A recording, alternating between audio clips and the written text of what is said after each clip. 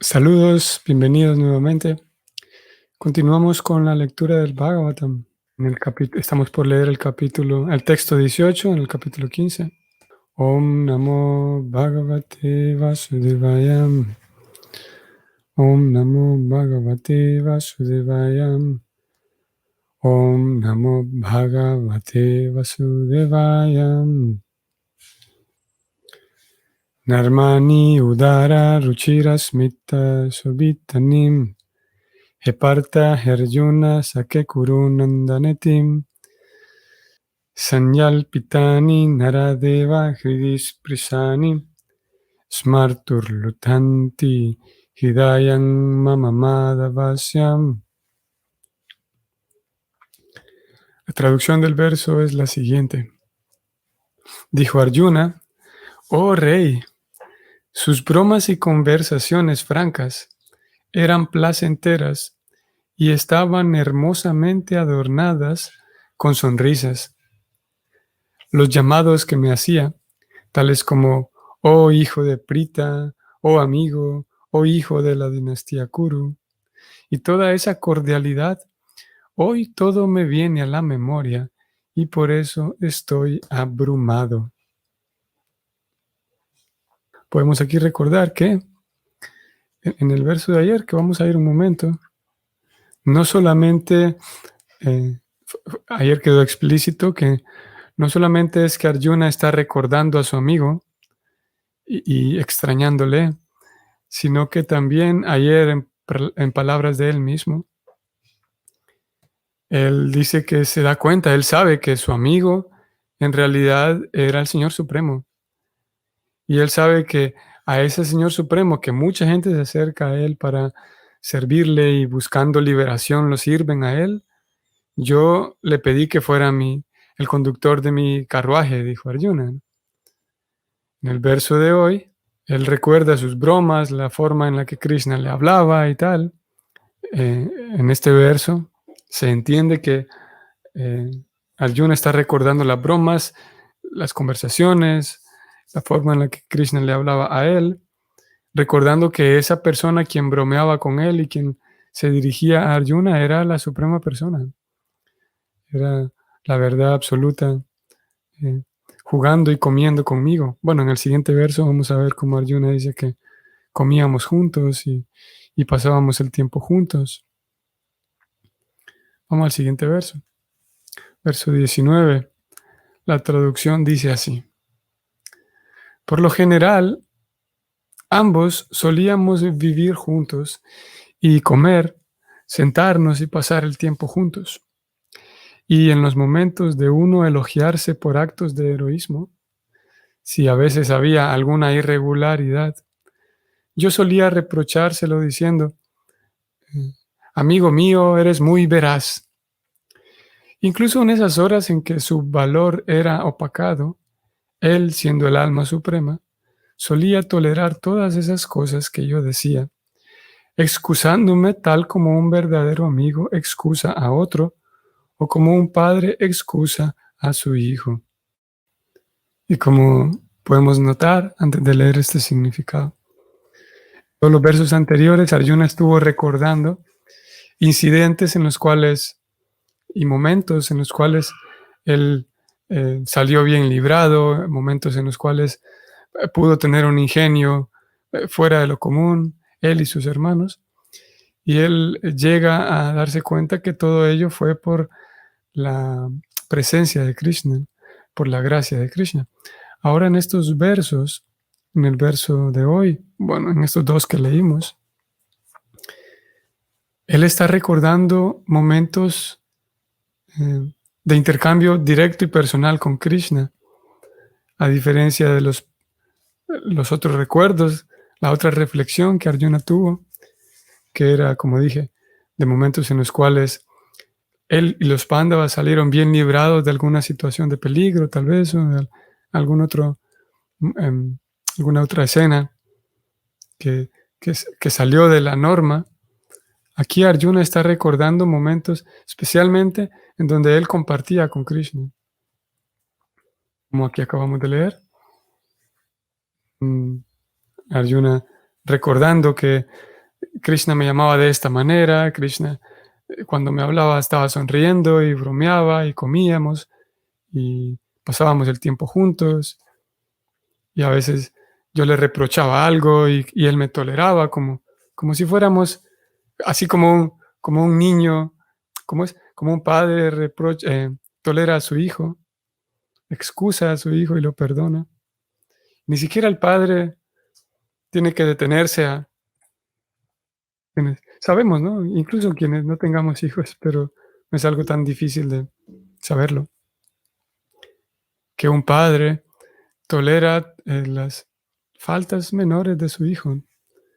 Ni siquiera el padre, el papá o la mamá tiene que deliberarlo mucho, tiene que pensarlo mucho para tolerar y excusar las cosas menores de su hijo. Simplemente no lo toma en cuenta. O Arjuna dijo, así como un verdadero amigo excusa a otro. Lo mismo, ¿no? Si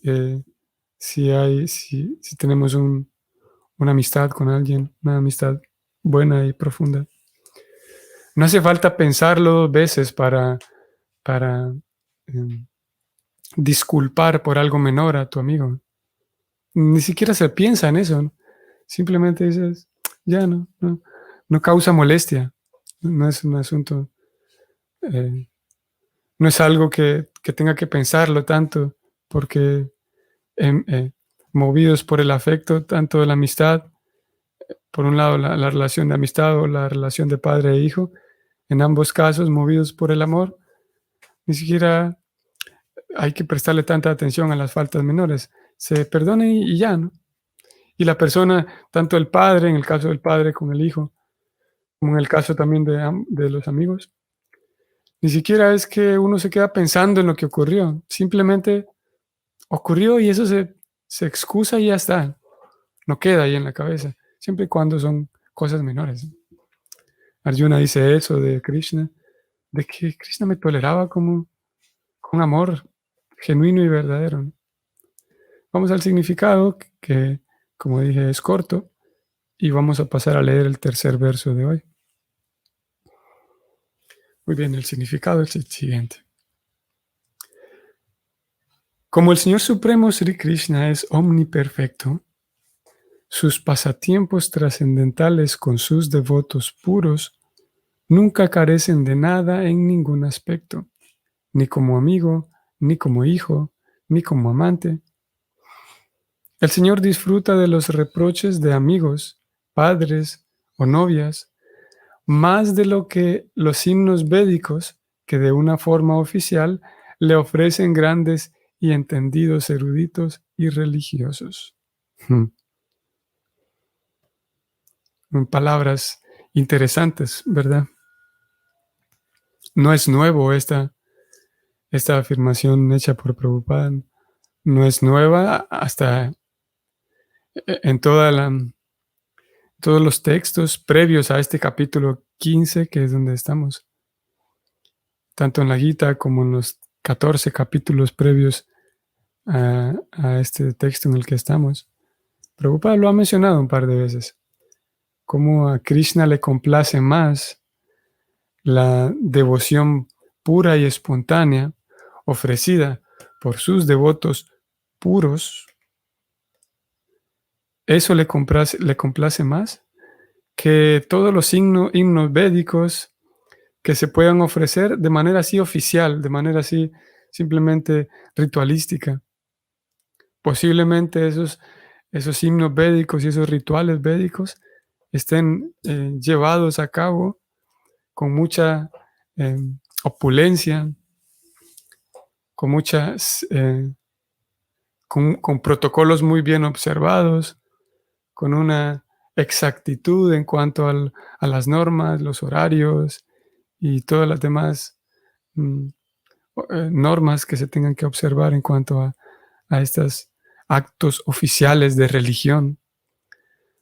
Sin embargo, esos actos oficiales ceremoniales, de acuerdo con lo que acabamos de leer y de acuerdo con... Esa es la opinión de los acharyas y es el Siddhanta también. Esas ceremonias oficiales no necesariamente lo complacen igual al Señor que la devoción espontánea e ofrecida por sus devotos puros. Y ni siquiera la devoción espontánea, sino en algunos casos, esos devotos puros se comportan con Krishna de maneras que externamente podrían parecer desagradables, como el caso de Arjuna, haciéndole algún reproche. Aquí también Prabhupada lo dice más abajo, que el Señor disfruta de reproches de amigos, padres o novias.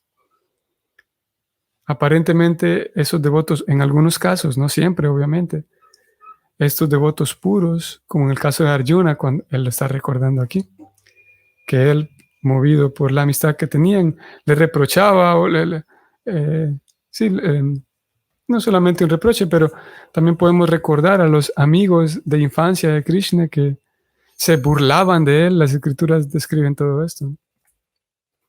Que los amigos de infancia de Krishna, los pastorcillos, a cada momento, no todo el tiempo, pero con mucha frecuencia, ellos se burlaban de él. Y Krishna con Balaram, por ejemplo, en alguna ocasión estaban bailando en el bosque, ¿no? Haciendo un torneo de baile, y Krishna y Balaram estaban bailando, y los pastorcillos burlándose de la forma en la que Krishna baila, y Krishna haciendo alarde de que yo soy un gran bailarín, soy el mejor bailarín que ha podido ver todo el universo entero. Y los pastorcillos dicen, sí, ya saben. En realidad hay muchos otros mejores bailarines y además, ¿quién le enseñó a bailar a usted? Y todos ellos con ese aparente irrespeto, podemos decir, a Krishna. Y lo hemos mencionado también nosotros en estas sesiones, como Krishna, por ejemplo, dicen las escrituras, cuando algunos de ustedes quienes estén más familiarizados con la historia de Krishna, cuando él levanta la colina, el Govardhan, entonces las escrituras dicen como al final, ya cuando todos estaban, ya la lluvia se había terminado, ya todos estaban a salvo, cada uno de ellos entonces empezó a regresar a sus casas y Krishna todavía estaba allí levantando la colina. Y los últimos que se quedaron antes de salir, los últimos en salir, fueron los amigos de Krishna, los pastores. Recordemos que en este momento Krishna era un niño. Y Krishna estaba allí todavía levantando la colina. Y los pastores, los amiguitos de él, eran los únicos que permanecían allí.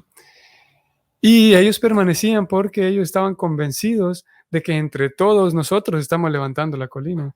Y cada quien con sus bastones, con sus palitos, estaban allí haciendo un gran esfuerzo, deteniendo también la colina, según ellos.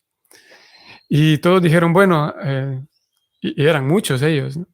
Todos dijeron, bueno, a la cuenta de 3, vamos bajando poco a poco la colina para que nadie se lastime ni nada. Y Krishna les dijo, no, pues no se preocupen, salgan ustedes y yo voy a bajar de vuelta esto, la colina. Y todos dijeron, no, Krishna, ¿cómo vamos a hacer eso? Si nos vamos nosotros, esta colina entera te aplasta. ¿Cómo va a ser posible? Vamos, entre todos vamos bajándola poco a poco, paso a paso, para que nadie se lastime, ¿no? Y Krishna tenía que convencerlos que no, miren, salgan ustedes y yo la bajo, no hay problema. En realidad soy yo quien la está sosteniendo, dijo Krishna. Y los pastorcillos dijeron, sí, claro, como una sola persona va a poder sostener esta colina, Krishna. Y ahí estaban ellos, Krishna tratando de convencerlos, Krishna levantando todo aquel peso, tratando de convencerlos a ellos de que era él realmente. Y ahí él saca toda una lista, presenta toda una lista de incidentes previos y Krishna les dice, ¿ustedes no recuerdan? ¿Dudan de que yo pueda estar levantando toda esta colina? A ver, hagamos la prueba, ustedes quiten sus bastoncitos, sus palitos, y a ver si es verdad que yo puedo sostenerla sola, ustedes van a darse cuenta. Y ellos ni siquiera hicieron eso, ¿no? Porque sabían que si bajaban sus bastones, inmediatamente todos iban a ser aplastados, ¿no? Y Krishna dijo, ¿ustedes no recuerdan la vez cuando yo mismo maté a tal y cual demonio, a Trinavarta, cuando yo maté a Putana y él presentó toda una lista? ¿Ustedes no recuerdan La vez cuando el Yamuna estaba envenenado, yo fui ahí mismo y bailé sobre la cabeza de de la serpiente, todas las cabezas de la serpiente. Y para cada argumento que Krishna ponía, los pastores siempre tenían otro argumento.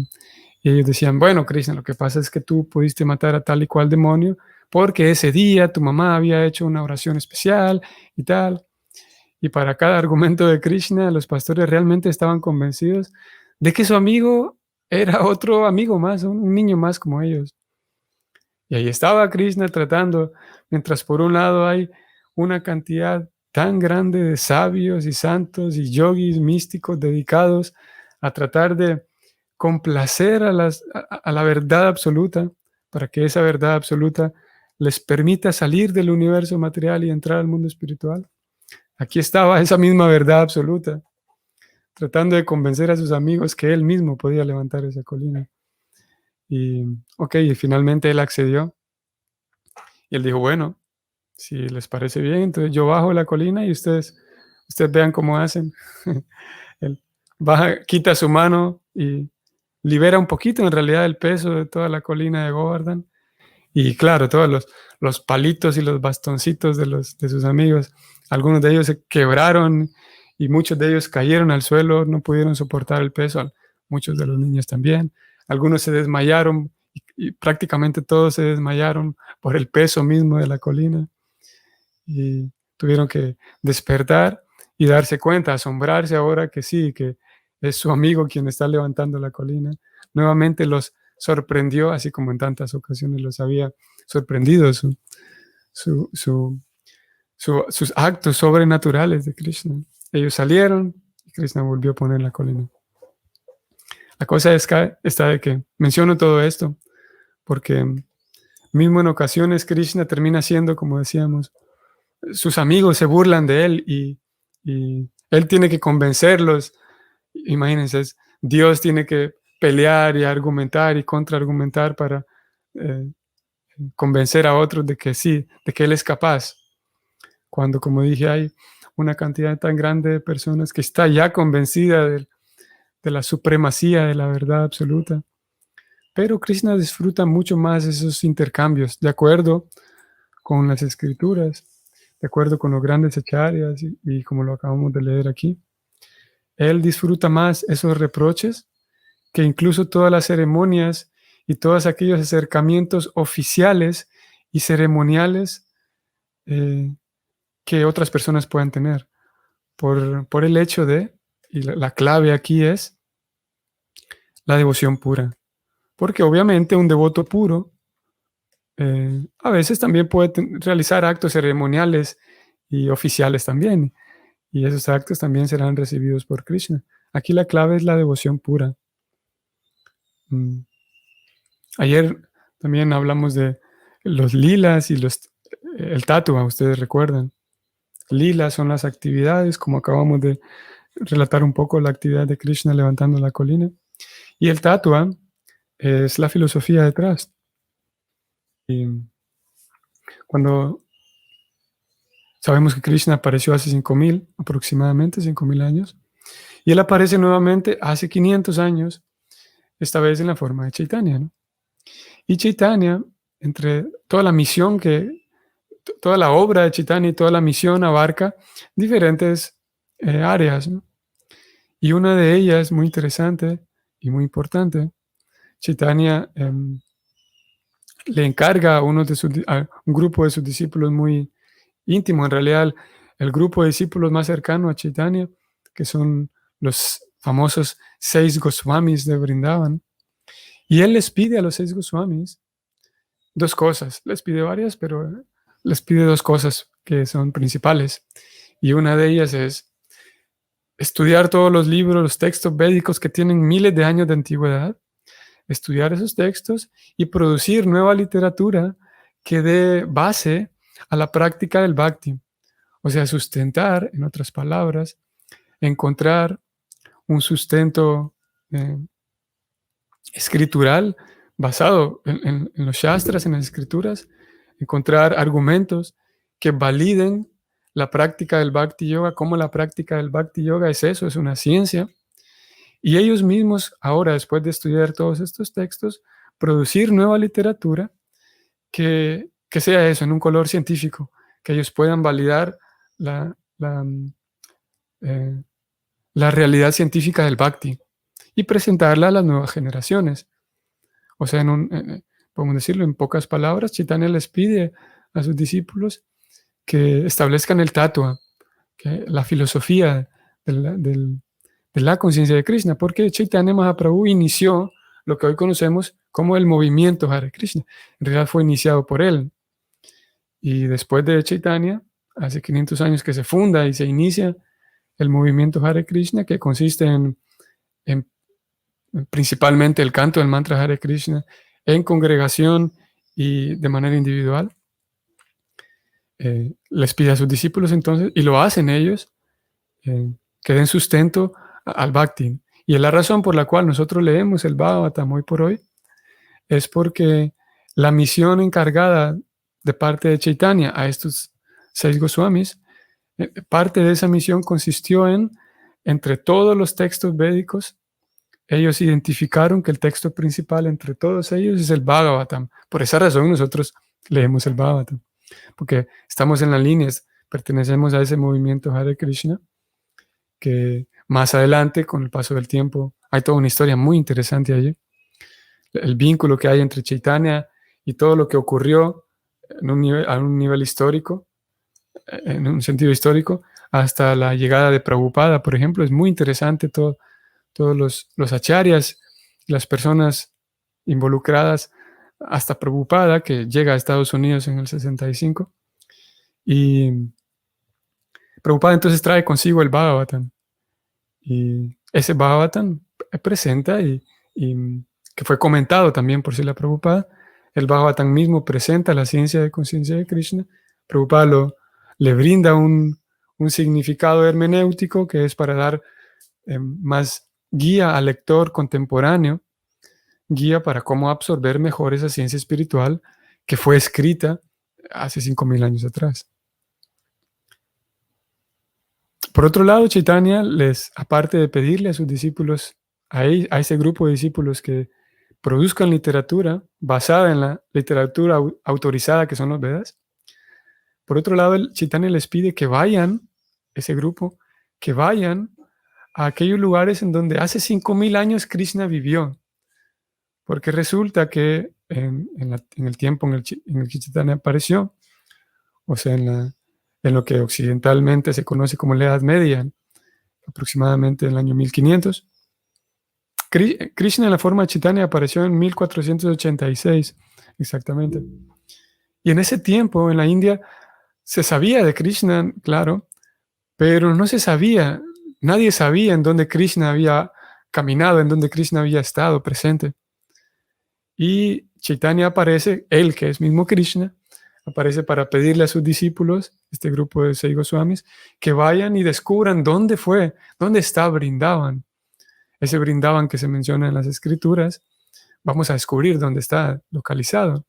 Y los 6 Goswamis van y descubren ese lugar de Vrindavan, que era simplemente un bosque, era un lugar allí abandonado. Así que Chaitanya aparece para esas dos cosas. Él mismo no lo hace, sino a través de sus discípulos.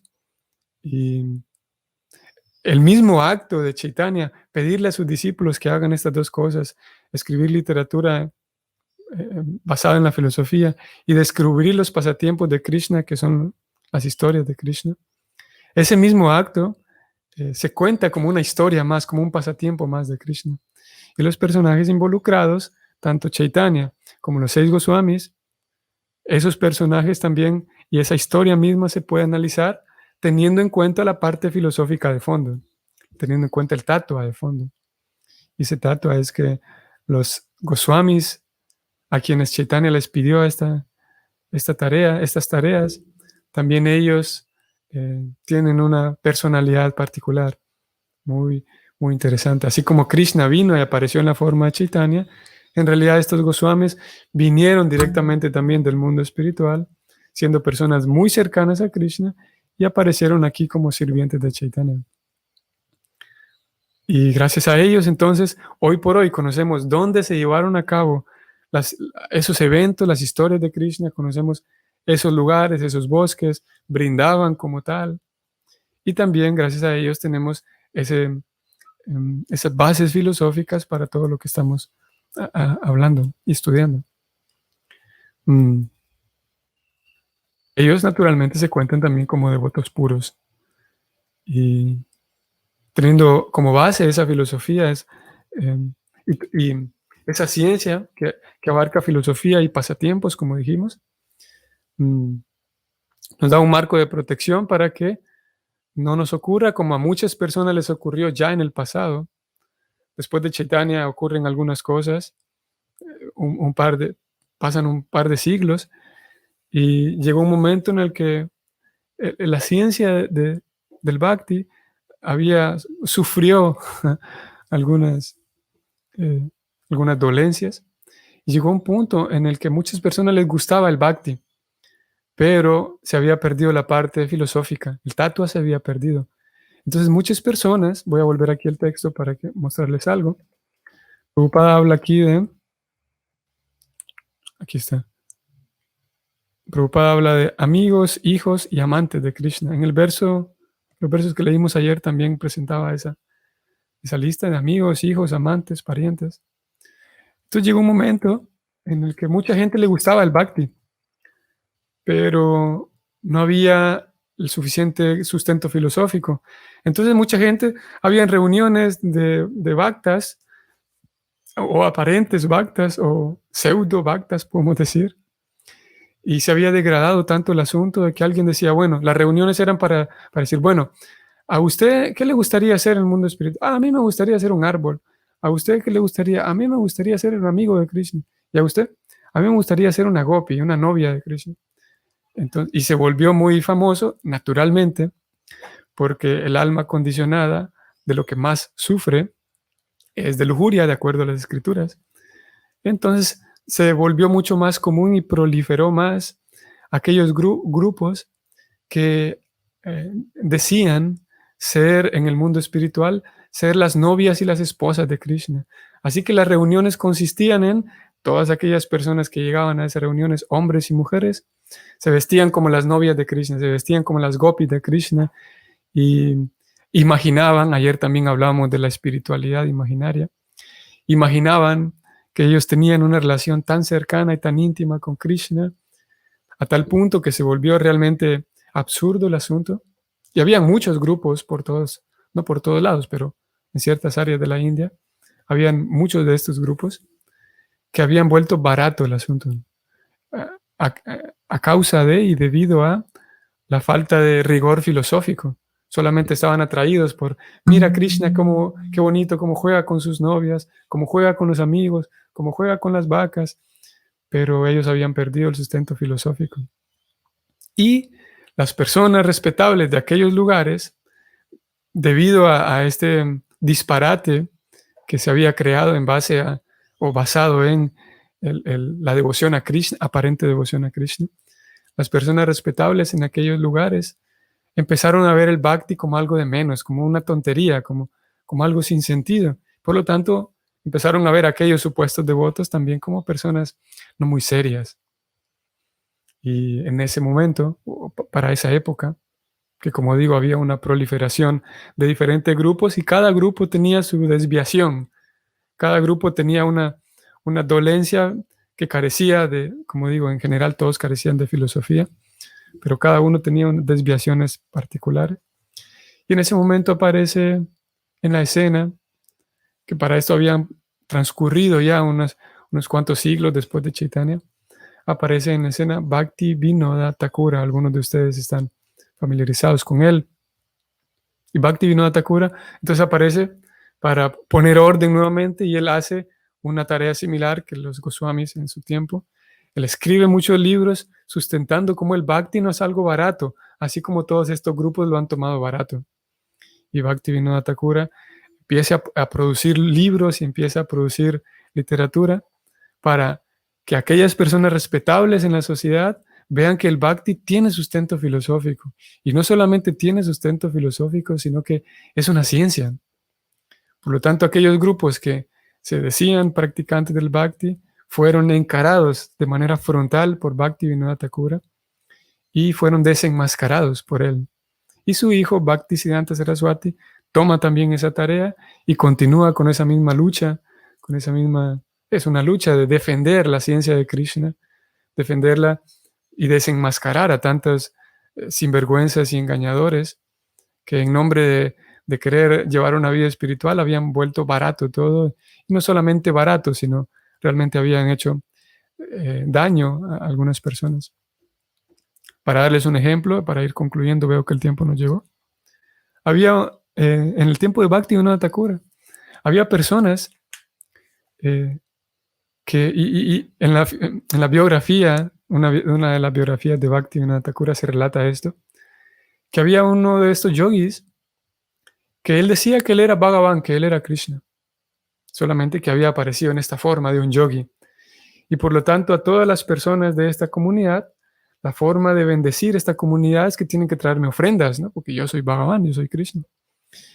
Y él decía que para beneficiar a toda la comunidad y a todas las futuras generaciones, él proponía que todas las damas de esta comunidad tienen que venir a mí y yo voy a santificar y voy a volver prasadam los vientres de estas damas. Por lo tanto, todas ellas, y claro, no todas, porque había gente que la pensaba bien y decía, un momento, a mí me parece que hay algo raro con este supuesto Bhagavan. Pero muchas personas confiaban ciegamente en él y una cantidad muy grande, tanto de mujeres casadas como mujeres no casadas, más jóvenes, eran enviadas a él para tener relaciones sexuales con él. Y era una cosa así muy disparatada. Cuando eso se extendió en diferentes lugares, cuando este yogi hizo eso por muchos lugares y la gente empezó a sospechar más y más, llamaron a Bhaktivinoda Thakura que él tenía un puesto en el gobierno. Es una historia muy interesante y extensa también. La cosa está de que Bhaktivinoda Thakura lo termina desenmascarando y todo el mundo se da cuenta de que él no tenía ningún poder y bueno, digo, es una historia larga e interesante. Así es que Bhaktivinoda Thakura y su hijo Bhaktisiddhanta se encargan de ello. Por un lado, presentar la conciencia de Krishna a la gente que sabe que existe Dios, pero no tiene información así verídica y científica. Y por otro lado, desenmascarar a engañadores y sinvergüenzas, ¿no? Es por esa razón que Prabhupada también recoge de ellos dos esa misión. Si bien es verdad en Occidente hay menos información acerca de Krishna como tal, pero Prabhupada también recoge un poco ese estilo de Bhaktisiddhanta, su maestro, él era muy frontal y muy vehementemente se encaraba a todas estas personas. Prabhupada lo hace menos porque su misión es la misma, pero con un enfoque un tanto diferente. Sin embargo, en ambos casos, en todos los casos, presentan esa ciencia espiritual. Hola Angie, Hare Krishna, bonito día también para ti. ¿Por qué se dice que es una ciencia? Una ciencia tiene ciertas características. Cualquier área científica, cualquier ciencia, cualquier campo de estudio al cual llamemos ciencia, tiene ciertas características para que sea tal. Y una de ellas es que la ciencia tiene que tener, por un lado, un respaldo teórico, un respaldo teórico. Ese estudio, esa área de estudio tiene que tener necesariamente un sistema teórico que sea respaldado por personas serias. Y por otro lado, tiene que ser comprobable. Toda ciencia, en realidad, es casi el corazón de la ciencia, cualquier ciencia, de que tiene que haber un marco que me permita a mí comprobar lo que dice la teoría. Si la teoría es sólida y yo puedo con mi propio esfuerzo comprobar lo que dice la teoría, entonces eso es una ciencia. El detalle es que actualmente nosotros, a pesar de que esa es la definición de ciencia, actualmente la población en general, cuando se habla de ciencia, uno tiende a pensar en laboratorios y uno tiende a pensar en medidas que tienen que ver con la ciencia empírica. La ciencia empírica es toda aquella ciencia que tiene que ver con las cosas medibles, con la biología, con la química, con la física, medir el tamaño de las cosas, medir la velocidad, la densidad, la composición de las cosas. La ciencia empírica se ha encargado de medir el mundo tangible. Y la ciencia espiritual mide también y sigue el mismo sistema, que se puede comprobar todo lo que los textos dicen, solo que la ciencia espiritual tiene que ver con cosas metafísicas. Es aquí donde la ciencia empírica, la ciencia materialista que únicamente mide cosas externas, mide cosas tangibles, la ciencia empírica termina en ocasiones concluyendo que lo espiritual no existe, porque nosotros no podemos verlo y tocarlo. Sin embargo, en el caso del Bhakti, a pesar de no poder, de que el Bhakti no tiene que ver con cosas tangibles, el Bhakti tiene que ver con algo tangible externo, porque es tangible y uno puede percibir, sabemos que existe, todos sabemos, incluso personas que se declaren ateas, saben que existe una dimensión metafísica de la vida, como todos sabemos que existe la justicia, la igualdad, la creatividad, la decepción, todos sabemos que existe el miedo, todos sabemos que existe la ilusión, el anhelo, son cosas intangibles. Todos sabemos que existe la lógica, por ejemplo. Pero esas cosas que acabo de nombrar son intangibles. En un laboratorio no podemos, por ejemplo, alguien puede pintar un cuadro y analizar un cuadro o un círculo, ¿no? Pero no podemos pintar, no podemos ejemplificar qué es la lógica. En un dibujito no se puede dibujar la lógica, pero sabemos que existen.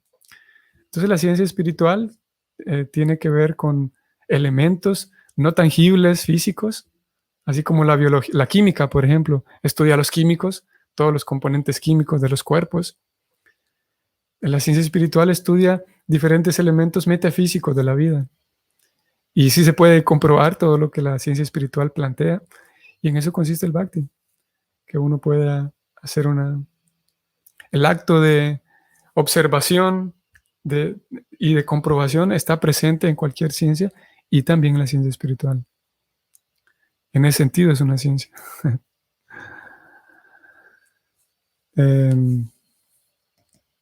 Y claro, también supongamos que hay un científico en el área biológica, hay un biólogo, y por otro lado tenemos un músico, que también es toda una ciencia, el asunto de la música.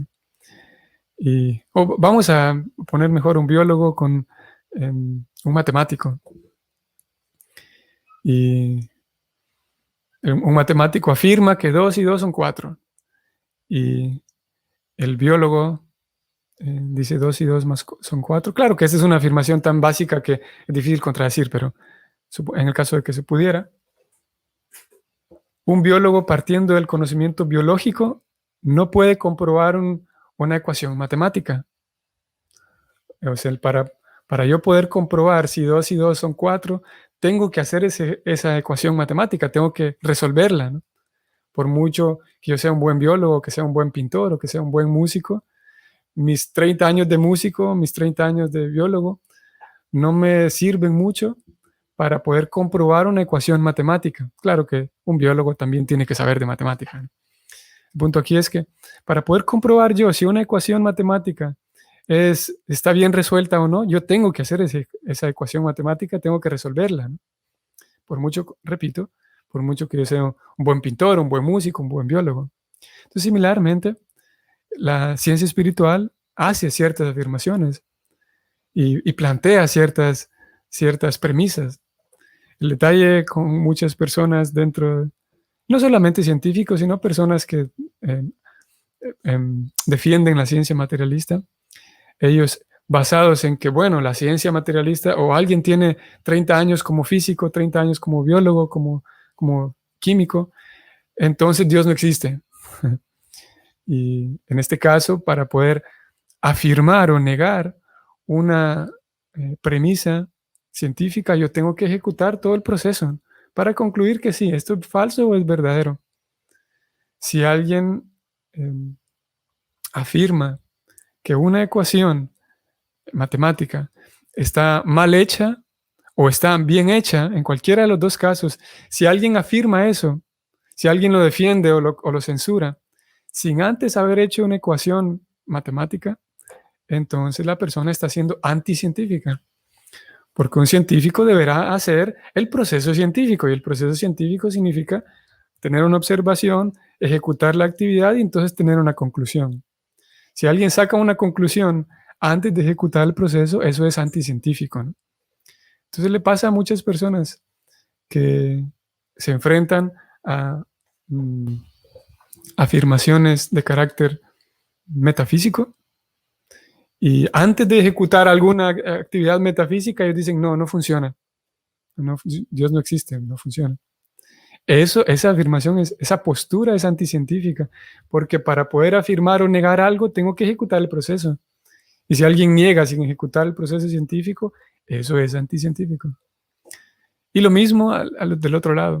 Si yo abrazo una postura religiosa, lo abrazo con los ojos cerrados y lo que se llama la fe ciega, eso también es anticientífico. El Bhakti espera que nosotros podemos ejecutar el proceso y nos demos cuenta por nosotros mismos que sí funciona. Si yo defiendo a capa y espada aquella religión que tengo sin haber yo mismo hecho el ejercicio científico de haberlo puesto en práctica y a prueba, entonces eso es peligroso también, dice Prabhupada. Eso es anticientífico. Por esa razón se le llama la autorrealización, porque uno mismo tiene que ponerse a prueba y en uno mismo se va a quedar comprobado que sí funciona, pero debe la persona ejecutarlo por su propia cuenta. Si solamente abraza como una religión, posiblemente ese le funcione, pero no va a derivar en sí el gusto de la vida espiritual como tal. La persona tiene que estar dispuesta a ser un científico, a poner en práctica sí, poner en práctica la ecuación científica que el Bhakti propone. Bueno, eso puedo decir. ¿Será que el amor melodía cósmica, saludos? ¿Será que el amor a Krishna puede revelar a sus devotos quién está ocupado en lugar de impostor o burlador? Sí, sí, melodía. No solamente el amor a Krishna, sino también la teoría también. Ambas cosas. Nuestra práctica nos va revelando a Krishna, por un lado, y por otro lado, como hemos visto, Prabhupada va dando tantas definiciones, tantas explicaciones milimétricas. Esto pasa cuando sucede tal cosa, cuando Krishna está presente sucede esto. La información escrita en los libros va también dándonos eso, información teórica. No solamente es un asunto interno, que también, pero Prabhupada se va encargando de describir quién es un devoto puro, por ejemplo. Y